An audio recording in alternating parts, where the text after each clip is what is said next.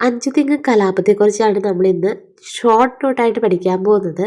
ഇതിൻ്റെ തുടർച്ചയാണ് ആറ്റിങ്ങൽ കലാപം എന്ന് പറയുന്നത്. അഞ്ചുതെങ്ങിൻ്റെയും ആറ്റിങ്ങൽ കലാപത്തിൻ്റെയും വർഷങ്ങൾ തമ്മിൽ തെറ്റിപ്പോകരുത്. അപ്പോൾ നമുക്ക് സ്റ്റാർട്ട് ചെയ്യാം.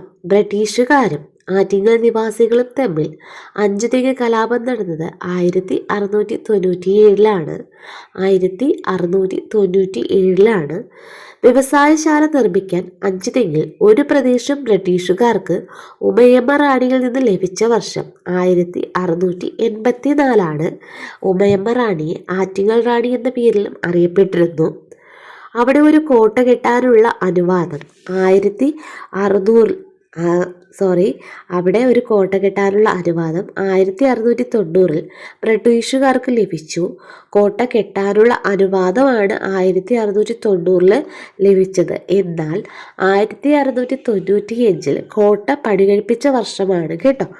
ആറ്റിങ്ങൽ റാണി അഞ്ചുതെങ്ങിൽ ബ്രിട്ടീഷുകാർക്ക് സൗജന്യങ്ങളെ അനുവദിച്ചു കൊടുത്തു. അതായത് ആ ഒരു സ്ഥലം കോട്ട പണികഴിപ്പിക്കാനായിട്ട് ആ സ്ഥലം കൊടുത്തത് നമ്മുടെ ആ പരിസര നിവാസികൾക്ക് അത്ര ഇഷ്ടപ്പെട്ടില്ല. അതിനെതിരെ അവർ രോഷാകുലരായി.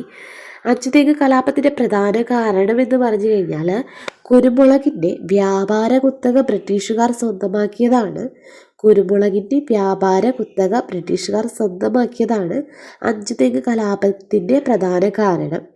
അഞ്ചുതെങ്ങ് സ്ഥിതി ചെയ്യുന്നത് തിരുവനന്തപുരം ജില്ലയിലാണ്.